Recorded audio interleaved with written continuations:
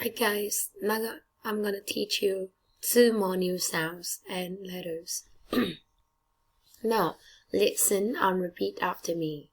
Letter T, sound T, sound T. Letter T, sound T, T, T. Tiger, T, T, tiger, tiger. Top, t, t, top, top, tiger.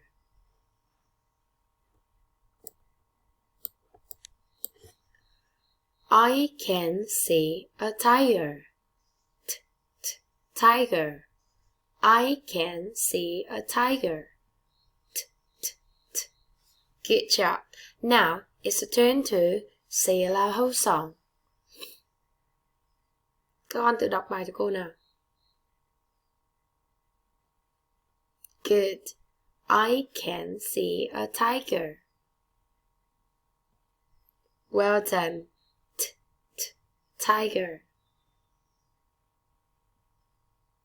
Good. I can see a tiger. Good job. Now, let's move on next part. Con chuyển sang phần tiếp theo nhé. Chúng mình vẫn tiếp tục học Unit 5, Free Time Activities. Free Time Activities. Con đọc to tiêu đề cho cô nào. Good. Free Time Activities. Good. 1. Ride my bike.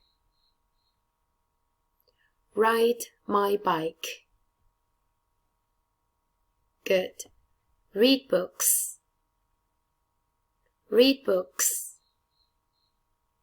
Listen to music. Listen to music.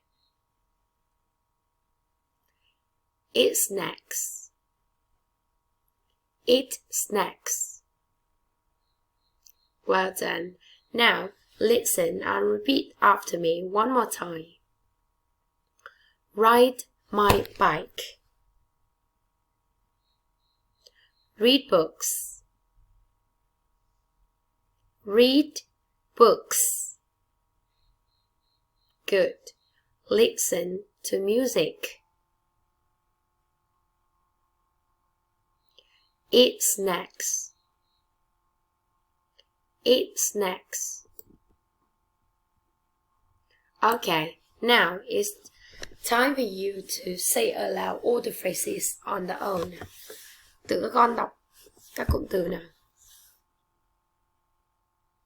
Good. Ride my bike. Okay. Read books. Well done. Listen to music. Yes. Eat snacks. Eat snacks. Well done. High five. Okay, now listen and point. Các con nghe và chỉ nhé. Sau đó con sẽ luyện đọc theo cô. Khi con muốn mô tả mình làm một việc gì đó, cái thói quen của mình ấy, thì con thêm chủ ngữ I vào cho cô nha. Ví dụ con tả rằng là con đạp xe đạp. Con sẽ nói I ride my bike. Good. I read books. Good. I listen to music. I listen to music. Good. I eat snacks. I eat snacks. Okay, good. Now, let's try one more time. Các con cùng học lại cùng cô một lần nữa nha. I ride my bike. I read books. Tất cả các câu này con xuống giọng với câu như cô nha. I listen to music. Good. I eat snacks. Well done. Okay. Nào, hãy dừng video của cô và tự các con luyện đọc thật to các cụm từ chúng mình vừa học nha. Sau đó, chúng mình sẽ luyện nói. I ride my bike là gì ạ? Tớ đạp xe đạp của tớ. I read books. Tớ đọc gì ạ? Những cuốn sách. I listen to music. Tớ nghe nhạc. I eat snacks. Tớ ăn bim bim hoặc là tớ ăn đồ ăn vặt.